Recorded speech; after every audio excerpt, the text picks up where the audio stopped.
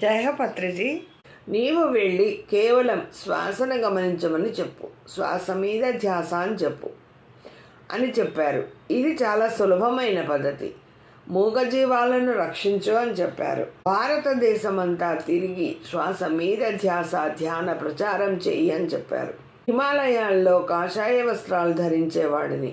హిమాలయాల్లో ఉన్నప్పుడు orange colour కాషాయ రంగు బట్టలు వేసుకున్నారట.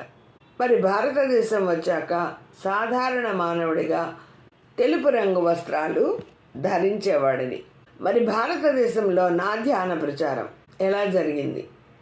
శ్రీ సదానంద యోగిగా ధ్యానం చెబుదామని వెళితే ప్రజలు ధ్యానం పేరుతో స్వామీజీ వచ్చారు అని కొందరు ఇంటికి తీసుకెళ్లేవారు. ధ్యానం వినకపోగా ప్రాపంచిక కోరికలు కోరేవారు.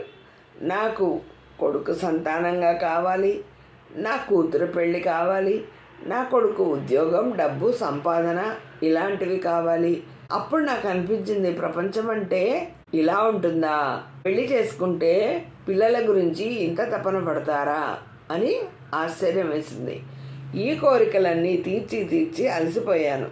మరి పూజల గురించి ఏం చెప్తున్నారంటే, ప్రాపంచిక కోరికలు తీర్చే దేవుడు అని 2 అగరవత్తులు వెలిగించి తిప్పేవారు, హారతులు ఇచ్చేవారు.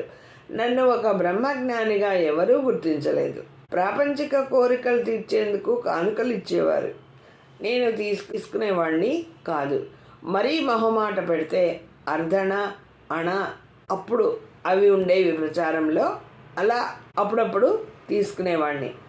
వాటిని తెచ్చి అలా గదిలో వేసేవాడిని. అప్పుడప్పుడు చుట్టలు కొనేవాడిని. ఎప్పుడు డబ్బుకు ఆశపడలేదు. మరి చివరగా కర్నూలు రాక కారణం, భారతదేశమంతా తిరిగి అలసిపోయాను. చివరకు కర్నూలు వచ్చాను.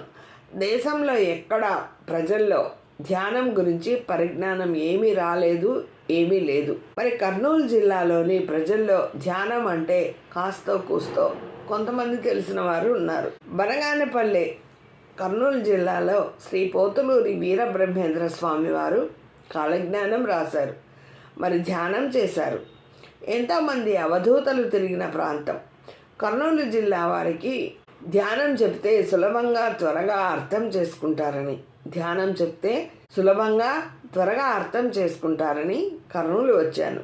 కర్నూలు వచ్చే ముందు త్వరగా అర్థం చేసుకుంటారని వచ్చాను కదా.